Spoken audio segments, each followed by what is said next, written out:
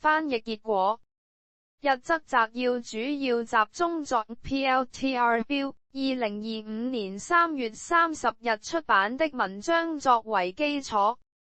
第一篇節 The Motley Fool 上 Palantir 技術公司在本 year 發布強勁的 quarterly report， stock price 隨即升高超過 60%。但是，經過2月18日的高峰，股票已經退半，下跌 22%。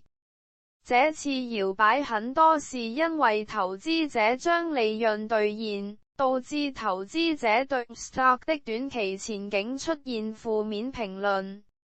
第二篇節 Yahoo Finance 上 Palantir 作為長期投資大集來進行評估。